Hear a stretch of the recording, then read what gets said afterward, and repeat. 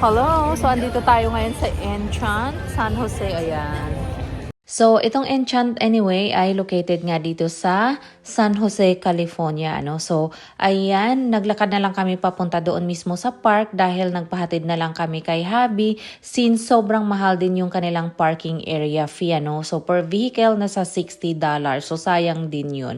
Actually, yung kanilang parking fee mas mahal pa doon sa ticket mo. So, ayan, pagdating namin dito, mahaba-haba na actually yung pila. Ayan, yan ganyan kahaba yung pila ngayon. So, ang pinili ko palang time is 4:30 which is yan yung pinakaunang opening time nila dito. Pero ang dami pa ring tao. Super dami nang nakapila ahead of us. So, ayan. So, first, pag pumunta ka pala dito, ayan, mag-book ka na lang ng ticket online. So, yan yung date and time schedule nila. Ito din yung kanilang rate. So, may discount sa mga bata at saka sa senior. At military. Meron din silang mga group package or family package basta na-meet mo kung ilang person yung kasama mo dun sa group. Yan yung parking fee nila. At ito din yung adult bundle din nila. Meron din silang ice skating. Ayan, adult and junior fee. So, titingnan nyo na lang doon kung alin doon yung i-avail ninyo. And then, meron din silang i-upgrade mo yung level ng entry mo. And then, meron din silang reimbursement for bad weather which is optional din yun kung kukuha ka. Which is nasa $1 plus lang naman ang per person doon. So, maganda din yun kasi kung yung nabook mong schedule is maulan, ayun, refundable nila yun 100% pag nag-avail ka nun. Anyway, pagdating mo pala dito, merong dalawang pila yan. Sa right side, yan yung pila ng walang dalang bag. Dito naman sa left side, yan yung pila ng mayroong bag. Kasi isi-check yan nila. Actually, pag tinignan mo online, bawal ang selfie stick or tripod po na pumasok dito. Pero may nakita ako actually nasa loob na ng park na merong dalang selfie stick pero hindi ko naman nakita ito na ginamit nila kasi nga bawal yun siya. So, ayan yung ticket option mo pala, it's either bilhin mo online, pwede ka din bumili mismo dito. So, ayan. So, dito pala sa loob ng park, meron silang market, meron din silang mga pagkain na tinitinda dito. Gaya ng sabi ko, meron din silang ice skating. So, ayan. So, yung purpose pala ng time of entry mo dito is yung time ng pagpasok mo dito mismo sa loob ng park. Pero, pwede ka magstay hanggat open pa itong park nila. Parang yun lang yung basihan ng pagpasok mo dito sa loob ng park. But for us, I highly recommend na mag-avail ka ng pinakaunang time open nila dito sa park, which is 4:30. Kasi by that time, hindi pa masyadong crowded but still sobrang daming tao kung nakikita ninyo. Ayan, ganyan nakadami yung tao. So just imagine kung 5 p.m. or onwards yung i-avail mong time, lalo pa madagdagan yung crowded dito. So just imagine kung gaano kadami yung tao. Actually, sobrang ganda ng kanilang mga light decoration at saka yung design, kung paano nila ginawa. Sobrang ganda. It's just super crowded talaga at sobrang daming tao. May portion dito na kailangan mo pang pumila kung gusto mo magpa-picture sa kanilang mga decoration or if meron kang nagustuhan na design na gusto mo magpa-picture, minsan mahaba yung pila kasi nga sobrang daming tao. So just imagine kung nasa 5, 6 or 7 or 8 p.m. ka, sobrang dami na ng tao noon. So ayan.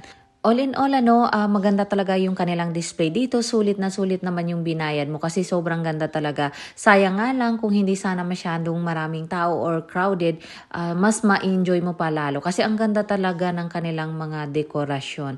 But all in all, sulit naman yung binayad mo. Kasi nga, ang ganda nga naman. Lalo na yung mga bata. Tsak matutuwa sila sa mga lights dito. So, ayan. Actually, maiikot mo lang din to agad kasi hindi naman gaano kalaki yung kanyang lights decoration or yung maze dito sa loob. Kasi paikot ka lang naman.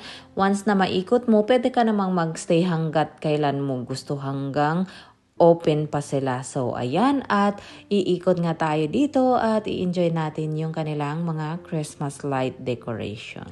For more updated information, pwede mo ito i-check sa kanilang website dahil minsan meron din silang mga event dito, ano, gaya ng mga live band, merong ganong pakulo dito. So, i-check nyo na lang online at makikita nyo naman doon kung anong date or time yun siya gaganapin. So, ayan at mag-iikot na tayo.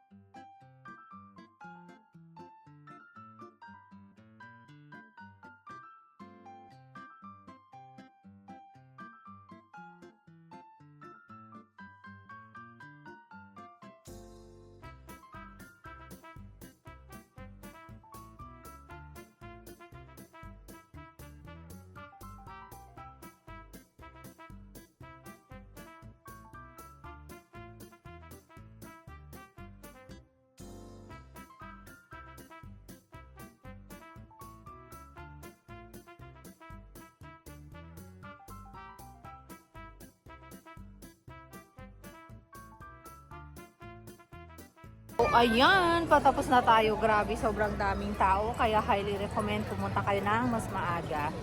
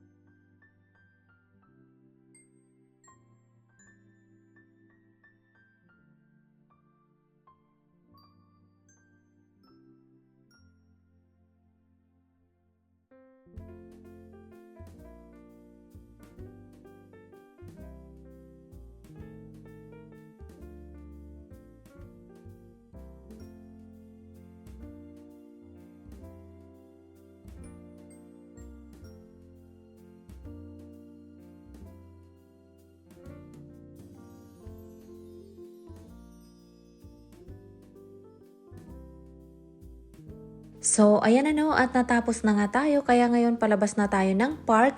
Paglabas mo pala dito, meron silang binibigay na ref magnet, meron ding chocolate. So, kukuha ka na lang doon sa kanilang box.